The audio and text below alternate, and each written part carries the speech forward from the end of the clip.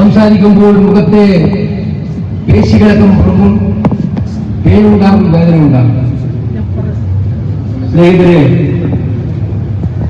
സത്യത്തിൽ ചെന്ന് കോഴിക്കോട് ജില്ലയിലെ കോൺഗ്രസിന്റെ ഒരു ക്യാമ്പിൽ പങ്കെടുക്കാനായിരുന്നു ഞാൻ വരാൻ ഏറ്റിരുന്നത്. ഇന്നലെ രാത്രി 9 മണിയോട് കൂടിയിട്ടാണ്, 8:30 മണിയോട് കൂടിയിട്ടാണ് DCC പ്രസിഡന്റ് ശ്രീ പ്രവീൺ വിളിച്ചറിയിക്കുന്നത് പേരാമ്പ്രയിൽ ഇങ്ങനെ ഏറ്റവും ദൗർഭാഗ്യകരമായ കാര്യമുണ്ടായി. ഷാഫിക്ക് നല്ല പരിക്ക് പറ്റിയിട്ടുണ്ട്, ഞങ്ങൾ നേരെ ദേവി മെമ്മോറിയൽ ഹോസ്പിറ്റലിലേക്ക് പോവാം. ഇതെന്താണ് ഞാൻ ആലോചിച്ചു ആ രാത്രിയിൽ മുഴുവൻ. ഷാഫിയെ കുറച്ച് ദിവസമായിട്ട് CPM-കാർ പിന്നാലെ വേട്ടയാടാൻ ശ്രമിക്കുകയാണ്. അതങ്ങനെയാണ്. CPM-ന്റെ കോട്ടവസ്ത്രങ്ങളെ വെല്ലുവിളിക്കാൻ ആൺകുട്ടികളാരെങ്കിലും വന്നാൽ അവരെ പേടിയാണ് മാറ്റുന്നത്. അത് മാത്രമല്ല കാരണം, CPM-കാർക്ക് ഇപ്പം വീട്ടിൽ കിടന്നുറങ്ങാൻ പറ്റുന്നില്ല. ഇവര് വിശ്വാസമില്ലാത്തവരാണ് പുറത്തു പറഞ്ഞത്. വീട്ടിലെ ഭാര്യമാരും മക്കളെല്ലാം വിശ്വാസികളാണല്ലോ. അപ്പൊ ദൈവത്തിന്റെ സ്വത്ത് കട്ടതിനെ വീട്ടിൽ തന്നെ ലഭിച്ചിട്ടുണ്ട് കാര്യമായിട്ട്. ഈ ദൈവത്തിന്റെ സ്വത്ത് കട്ടത് സഖാവിന്റെ പരിരക്ഷയോട് കൂടിയിട്ടാണ് എന്നുള്ളത്,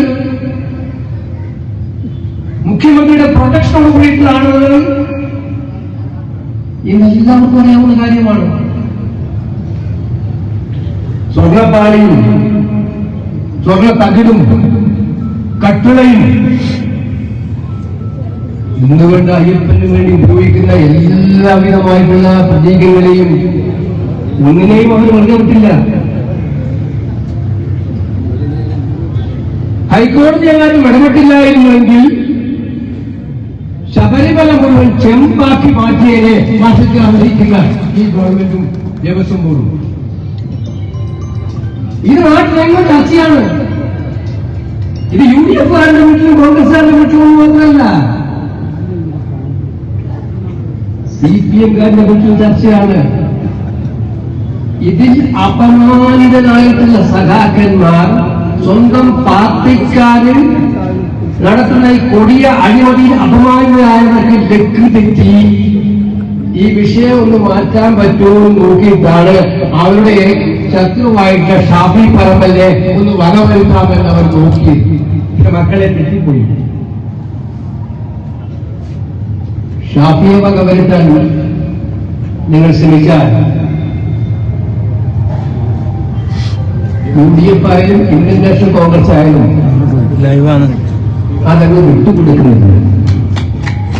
ഇവിടെ പോലീസുകാരുണ്ടോ എനിക്കറിയില്ല. ഞാൻ പ്രവീണോട് സംസാരിക്കുമ്പോൾ പ്രവീണോട് പറയായിരുന്നു ഈ സംഭവങ്ങളെല്ലാം. പേരാമ്പ്ര കോളേജ് ഞാൻ KSU പ്രസിഡന്റായിട്ട് പോകുന്നത് പ്രസംഗിച്ച കോളേജാണ്. ഈ കോളേജ് KSU ജയിച്ചു. എന്നെ ജയിക്കാൻ പാടില്ല. KSU ജയിച്ചതിന്റെ പേരിൽ പ്രകടനം നടത്തിയവരെ അറ്റാക്ക് ചെയ്യും. പിന്നെ അണികളെ എല്ലാത്തിനും വിട്ട് നേതാക്കന്മാരെ സ്വർണത്തിന് മാത്രം കാവലിരിക്കുന്ന പാർട്ടിയല്ല ഇന്ത്യൻ നാഷണൽ കോൺഗ്രസ് എന്നുള്ളതുകൊണ്ട് വന്നുകൊണ്ട് അന്വേഷിക്കാൻ ഞാൻ മനസ്സിലാക്കിയെടുത്തോളം നമ്മുടെ കാലത്ത് ഒരു 10,000 പേരുണ്ട്, അവരുടെ കാലത്ത് 50 പേരുണ്ട്. ഒരു DYSP എന്താണ് പേര്? സുനിൽ. ഇവിടെ അടുത്തിടെ എഴുതി വെച്ചു, ഞങ്ങളെ നോട്ട് ചെയ്ത് വെച്ചിട്ടുണ്ട് പുസ്തകത്തിൽ. സുനിൽ എന്ന് പറയുന്ന DYSP. അതിലേക്ക് വരാം. DCC പ്രസിഡന്റും ഷാഫി മുന്നോട്ട് നിൽക്കുമ്പോൾ ഷാഫി എന്നോട് പറയാൻ ബുദ്ധിമുട്ടാണെന്ന് പറഞ്ഞു. 2000 പേരുടെ ജാഥ ഇങ്ങനെ നിൽക്കുകയല്ലേ, ജാഥ മുന്നേ അതും പോലീസിന്റെ പെർമിഷനോടുകൂടിയ ജാഥയാണ്, നടത്താൻ അനുവാദം കൊടുത്തിട്ടുണ്ട് നിയമപരമായിട്ടില്ല. DYSP പറയാണ് അവിടെ 50 പേര് ആയുധങ്ങളായിട്ട് നിൽക്കുകയാണ്. അവിടെ ഈ കത്തിയുണ്ട്, അവിടെ ഈ പുൽവടിയുണ്ട്, പോവാതിരിക്കുന്നതാണ് നല്ലത് എന്നുള്ള ഒരു ഉപദേശം DCC പ്രസിഡന്റിന്. ഉറപ്പുണ്ടോ കാക്കിക്കുപ്പായത്തിൽ നടക്കാൻ? ഉറപ്പുണ്ടോ? നിങ്ങൾ സംരക്ഷണം കൊടുത്തൊരു ജാഥ നടപ്പിലാക്കുന്നതിന് ആരെങ്കിലും എതിർക്കുന്നില്ലെങ്കിൽ 50 പേരുണ്ടെങ്കിൽ ഇവിടെയാണോ കാവൽ വേണ്ടത്? അല്ല 50 പേർക്കാണോ നിങ്ങൾ കാവൽ നടത്തേണ്ടത്? ആ 50 പേരെയും അറസ്റ്റ് ചെയ്ത് ഈ ജാഥ നടത്താൻ സുഖമായ അവസരം ഒരുക്കേണ്ട പോലീസ് 50 പേരെ കാണിച്ച് ഞങ്ങളെ ആളെ പേടിപ്പിക്കുകയാണ് ചെയ്യുന്നത്. അപ്പൊ നിങ്ങൾ തീരുമാനിച്ചിട്ടുണ്ട് കോൺഗ്രസിനെ UDF നടത്താൻ പാടില്ല. അപ്പൊ ആത്മാഭിമാനമുള്ള ഏതെങ്കിലും പാർട്ടി പ്രവർത്തനം അനുവദിക്കാൻ പറ്റും. നമ്മൾ തീരുമാനിച്ച് നമ്മൾ പ്രതിഷേധിക്കാനുള്ള നമ്മുടെ കുട്ടികളെ ഭീകരമായി അടിച്ചിട്ട് അവർ ജയിച്ചവരെയാക അതിനടുത്ത് മുന്നോട്ട് പോകുമ്പോഴാണ് പോലീസ് നമ്മുടെ ജാതിയെ നേരിടാൻ രംഗത്ത് വരുന്നത്. അവർക്കറിയാം ഷാഫി പറമ്പിൽ MP ആണ്. ഇന്ത്യൻ പാർലമെന്റിലേക്ക് നിങ്ങളെ എല്ലാ പ്രശ്നങ്ങളെയും അതിജീവിച്ചുകൊണ്ട് മഹാഭൂരിപക്ഷത്തോടെ ഈ വടകരയിലെ ജനങ്ങൾ ജയിപ്പിച്ച MP ആണ്.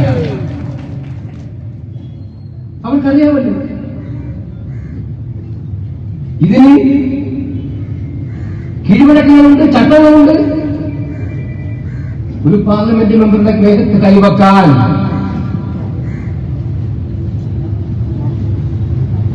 ഒരു പോലീസുകാരന് കഴിയുന്ന സാഹചര്യം ഒരു കാരണവശാലും ഉണ്ടാകാൻ പാടില്ലാത്തതാണ്.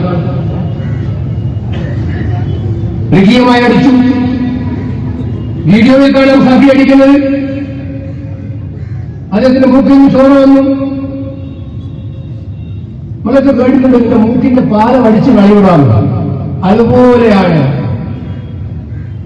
ഷാഫിയെ നിഷ്ഠൂരമായി ആക്രമിച്ചിരിക്കുന്നത്. എന്നിട്ട് വൈകുന്നേരം ഞാൻ കേട്ടു SP പറയുന്നത് അങ്ങനെ ഒരു സംഭവം നടന്നിട്ടേയില്ല, ഞങ്ങൾ MPയെ ആക്രമിച്ചിട്ടേയില്ല. മിസ്റ്റർ ബൈജുമോനെ, ആ കാക്കിക്കുപ്പായം അവിടെ വെച്ചിട്ടുണ്ടല്ലോ. ജീവിതാവസാനം വരെ പിണറായി മുഖ്യമന്ത്രിയാവുന്ന മോഹം ആരെങ്കിലും തന്നിട്ടുണ്ടെങ്കിൽ 6 മാസം കഴിഞ്ഞാൽ നിങ്ങളെ കാണും. 6 മാസം കഴിഞ്ഞാൽ, ഏപ്രിൽ മാസം കഴിഞ്ഞാൽ മിസ്റ്റർ ബൈജു നിങ്ങളെ കാണും. എല്ലാ നിയമലംഘനങ്ങൾക്കെതിരായിട്ടുള്ള നിങ്ങളുടെ നടപടി, എല്ലാം മര്യാദകൾ കാറ്റിപ്പടുത്തുന്ന നടപടി ഞങ്ങൾ ചോദ്യം ചെയ്യും. അതിന് സംശയം വേണ്ട. വേറൊരു ഹരിപ്രസാദ് DYSP ഉണ്ട്, വടകര DYSP ആണ്. ഞാൻ സാധാരണ ഇങ്ങനെയൊന്നും പറയുന്ന ആളല്ല. പക്ഷെ ഈ സംഭവത്തില് ഇത്രയും ഭീകരമായ ഒരു പോലീസ് ഒരു ഭാഗത്ത് പക്ഷം ചേർന്ന് ഒരു പാർലമെന്റ് മെമ്പറെയും നേതാക്കളെയും തല്ലിച്ചടക്കുന്നത് കണ്ടാൽ, ഇത് പറയാൻ എവിടെ പോയാൽ ഞാൻ ഒരു സാധാരണ പ്രവർത്തകൻ അല്ല എന്നുള്ളതാണ് ഇത് പറയുന്നത്. ഞങ്ങളൊക്കെ ഒരുപാട് അക്രമം കണ്ടതാണ്. പോലീസുകാരുടെ അവരെ നോക്കിയതാണ്. എത്രയോ ഭീകരമായ അക്രമങ്ങൾ നേരിട്ടവരാണ്. ഈ ഓലപ്പാമ്പുകളെ ജിമ്മടിപ്പിക്കേണ്ടത്. ഒരു കാര്യം ഞങ്ങൾ പറഞ്ഞേക്കാം, യൂണിഫോമിന്റെ പവിത്രതയുണ്ട്, പാരമ്പര്യമുണ്ട്. ആ യൂണിഫോം ഇട്ടിട്ട് ഏമാന്മാരെ സുഖിപ്പിക്കാൻ വേണ്ടി ഈ സുഖിപ്പിക്കുന്നവരെല്ലാം അഴിമതി നടത്തുന്നവരാണ്. ഏത് കാലത്ത് സംശയം വേണ്ട, അവരുടെ അഴിമതി വളർത്തി പിടിക്കാനാണ് ഈ സുഖിപ്പിക്കൽ, ഓവർ സുഖിപ്പിക്കൽ നടത്തുന്നത്.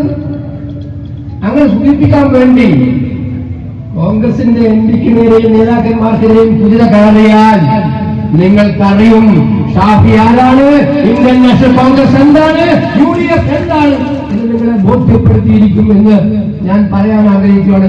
അതുകൊണ്ട് ഇത് ചിലരെടുത്തിപ്പോ ചില പോലീസ് ചെമ്മന്മാരുണ്ട്, കേസുകാരെ കിട്ടിയ അപ്പൊ തന്നെ നേരെ ചവിട്ടുക, തല്ലുക. യൂത്ത് കോൺഗ്രസ്സാരെ കിട്ടിയല്ലേ MSFമാരെ കിട്ടിയ ചെയ്യുക. ഇത് ചില പോലീസുകാരുണ്ട് ഇപ്പോ. മക്കളെ ഒരു കാര്യം പറഞ്ഞേക്കാം, കേരളമാണ് ഇത്. CPMന്റെ അവസാനത്തെ ഭരണമാണ് ഈ ഭരണം എന്ന് പറയുന്നത്. അതുകൊണ്ട് ഇതിനെല്ലാം കണക്ക് തീർത്ത് ചോദ്യം ചോദിക്കുന്ന കാലം ഉണ്ടാവുന്നു. മര്യാദയ്ക്ക് അവനവന്റെ കാപ്പിക്കുപ്പായത്തിന്റെ വിശുദ്ധി കാത്തുസൂക്ഷിച്ച് പ്രവർത്തനം നടത്താൻ തയ്യാറാകണമെന്നാണ് എനിക്ക് പറയാനുള്ളത്. കാരണം നിങ്ങളുടെ നേതാക്കന്മാരുടെയൊക്കെ സ്ഥിതി എന്താണെന്ന് പറയാൻ കഴിയും. പിന്നെ രാവിലെ പത്രം വായിച്ചപ്പോൾ എന്താ കണ്ടതില്ല. 2023 നമ്മുടെ മുഖ്യമന്ത്രിയുടെ മോനൊരു നോട്ടീസ്, ആരുടെ നോട്ടീസാണ്? എൻഫോഴ്സ്മെന്റ് ഡയറക്ടറേറ്റ് ED 2023 നോട്ടീസ് 2 കൊല്ലമായിട്ട് പൂർത്തിവെച്ചിരിക്കുകയാണ്. നിങ്ങൾക്കറിയില്ലേ? സോണിയാഗാന്ധിക്ക് നോട്ടീസ് പോയി, പൂർത്തിവെച്ചോ? 4 ദിവസം ചോദ്യം ചെയ്തു. രാഹുൽ ഗാന്ധിക്ക് നോട്ടീസ് പോയി, 6 ദിവസമാണ് പച്ചവെള്ളം പോലും കൊടുക്കാതെ ചോദ്യം ചെയ്തത്. ഹേമന്ത് സോറനെ ചോദ്യം ചെയ്തു, സഞ്ജയ് റൌത്തിനെ ചോദ്യം ചെയ്തു, സാക്ഷാൽ കേജ്രിവാളിനെ ചോദ്യം ചെയ്തു, അകത്താക്കി. ഈ ചോദ്യം ചെയ്തതെല്ലാം ജനങ്ങളറിയും. കാരണം EDയുടെ ചോദ്യം ചെയ്യലിൽ പ്രതിപക്ഷ നേതാക്കന്മാരെ ചോദ്യം ചെയ്താൽ അവരാദ്യം കൊടുക്കുന്നത് മാധ്യമങ്ങൾക്കാണ്. നോട്ടീസ് പോയാൽ എനിക്കറിയാം, ED ആദ്യം കൊടുക്കുന്നത് മാധ്യമങ്ങൾക്കാണ്. പിണറായി വിജയന്റെ മകന്റെ നോട്ടീസ് മാത്രം ED ആർക്കും കൊടുത്തിട്ടില്ല. 2 കൊല്ലമായിട്ട് ആരും അറിയില്ല. ഇന്നത്തെ പത്രത്തിലാണ് നോട്ടീസ് വരുന്നത്. അദ്ദേഹം കള്ളപ്പണം വെളുപ്പിച്ചു എന്നൊക്കെ പറഞ്ഞിട്ടാണ് കേസ് നോട്ടീസ് കൊടുത്തിരിക്കുന്നത്. ഞാൻ ചോദിക്കട്ടെ, എല്ലാ ഇപ്പോഴും ED വരുമ്പോ പറയുന്നത് നമ്മുടെ സഖാക്കൾ വേദാമ്പരം പറയുന്നത് രാഷ്ട്രീയ പ്രതിയോഗികളെ ഇല്ലായ്മ ചെയ്യാൻ വേണ്ടിയിട്ടുള്ള കമ്മ്യൂണിസ്റ്റ് പാർട്ടിക്ക് എതിരായിട്ടുള്ള ബോധപൂർവമായ പ്രധാനമന്ത്രിയാണ് ഇതെല്ലാം ചെയ്യുന്നതെന്നാണ് പറയുന്നത്. അങ്ങനെ ആയിരുന്നെങ്കിൽ ഈ നോട്ടീസ് കിട്ടിയ CPM സഖാവെ, ഇവിടെ കുറച്ച് നല്ല സഖാക്കളൊക്കെ ഉണ്ടാവുമല്ലോ കമ്മ്യൂണിസ്റ്റുകാർ, കമ്മ്യൂണിസത്തിൽ വിശ്വസിക്കുന്നവര്. ഞാൻ അവരോട് ചോദിക്കുന്നത്, നിങ്ങളുടെ പാർട്ടി നേതാക്കന്മാർ പറയണ്ടേ ഒരു കാര്യമില്ലാതെ ED നോട്ടീസ് അയച്ചിരിക്കുകയാണ്, ഇതിനെതിരായിട്ട് നമുക്ക് സമരം ചെയ്യണം. പിണറായി ഇത് പൂർത്തിവെച്ച് ഈ നോട്ടീസ് ആരും കാണിച്ചില്ല, EDയും കാണിച്ചില്ല, പിണറായിയും കാണിച്ചില്ല. ഇതിന്റെ കൂടെ നിങ്ങൾ കൂട്ടി വായിക്കേണ്ട എന്താണ്?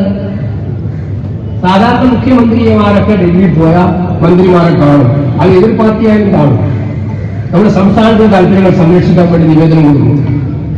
അത് സാധാരണയായി സ്വാഭാവികമായിട്ടുള്ള കാര്യമാണ്. പക്ഷെ അടുത്ത കാലത്തായിട്ട് ഒരു വ്യത്യാസം വന്നിരിക്കുന്നത് എന്താണെന്ന് വെച്ചാൽ, ഉദ്യോഗസ്ഥന്മാരില്ലാതെ ഒരു ബ്രേക്ക് ഫാസ്റ്റ് പ്രഭാത ഭക്ഷണം കേരള ഹൗസിലേക്ക് അനുമതി.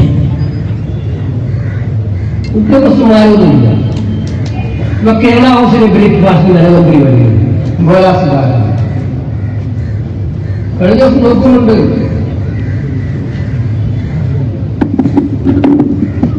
ഈ നാടിനെ കുട്ടിച്ചോടാക്കാൻ, നാട്ടിലെ ജനങ്ങളെ വിഭജിക്കാൻ ഏറ്റവും കൂടുതൽ നേതൃത്വം കൊടുക്കുന്ന സാക്ഷാൽ കേന്ദ്ര ആഭ്യന്തരമന്ത്രി അമിത്ഷായുടെ മുന്നിൽ പഞ്ചപക്ഷ വടക്ക് കേരളത്തിലെ മുഖ്യമന്ത്രി ഇങ്ങനെ കൈ വെച്ചുകൊണ്ടിരിക്കുന്ന ചിത്രവും കണ്ടു കേരളീയൻ. അത് അദ്ദേഹത്തിന് വീട്ടിൽ പോയിട്ടാണ്, ഉദ്യോഗസ്ഥന്മാരാരും കൂടില്ല. അപ്പൊ പതിവ് രീതികൾ തെറ്റിച്ച് കേന്ദ്രമന്ത്രിമാരെ കാണാൻ പറ്റും. നിതിൻ ഗഡ്കരിയെ, RSSന്റെ ഏറ്റവും ഉച്ച നേതാവായിട്ടുള്ള നിതിൻ ഗഡ്കരിയെ രഹസ്യത്താവളത്തിൽ പോയി കേന്ദ്ര മുഖ്യമന്ത്രി കാണുന്നു. രഹസ്യത്താവളത്തിൽ കേന്ദ്ര മുഖ്യമന്ത്രി കാണുന്നു. കേന്ദ്രമന്ത്രിമാരെ കാണുന്നതൊന്നും തെറ്റില്ല. സംസ്ഥാനത്തിന്റെ കാര്യങ്ങൾ പറയണം, അത് നേരെ പോയിട്ട് കാണും. തലയിൽ മുണ്ടിട്ടിട്ട് പിന്നാലെ പോയിട്ട് രഹസ്യമായിട്ടല്ല ഇഷ്ടപ്പെട്ടതായി കാണുന്നത്.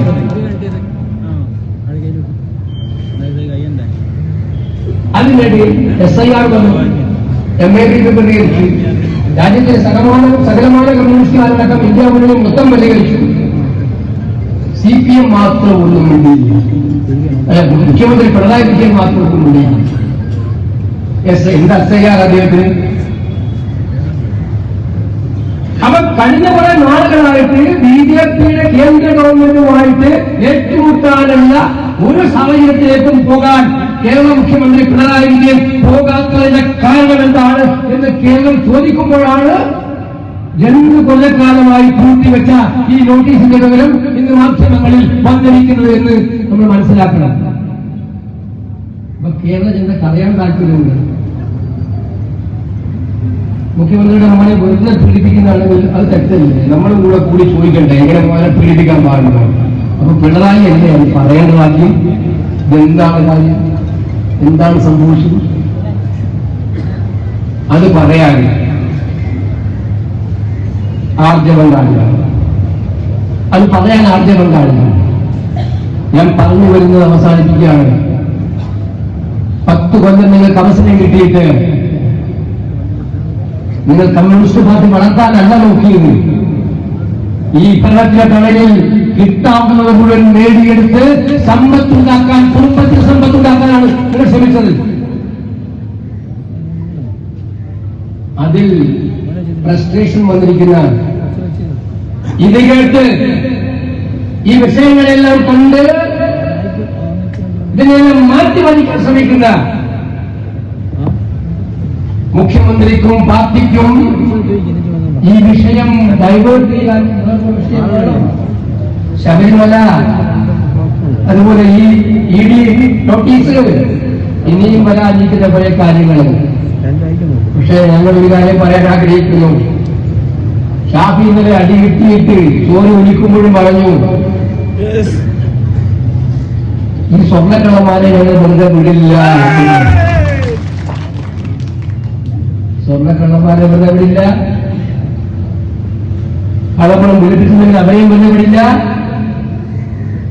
ഇത് ഒത്തുകളിയുണ്ടാക്കിയിട്ട് ഞാൻ നോക്കിയിട്ട് ശബരിമല വിഷയം വന്നപ്പോൾ ഹൈന്ദവ വിശ്വാസത്തിന്റെ ഞങ്ങൾ അങ്ങേയറ്റമാണെന്ന് പറഞ്ഞുകൊണ്ട് കിടക്കുന്ന നമ്മുടെ BJP അക്ഷരം ഉണ്ടെന്നല്ല കണ്ടിട്ടില്ല. എവിടെയാണ് ഒരു അപ്പൊ ഇതെല്ലാം കൂടി നോക്കിയാൽ നമുക്ക് മനസ്സിലാകും കേരളത്തിൽ അരങ്ങൊഴിയുന്നത് ക്ലിയറായിട്ടുള്ള രഹസ്യ ഡീലാണ്. ആ രഹസ്യ ഡീല് കള്ളന്മാരെ സംരക്ഷിക്കാൻ വേണ്ടിയ ഡീലാണ്.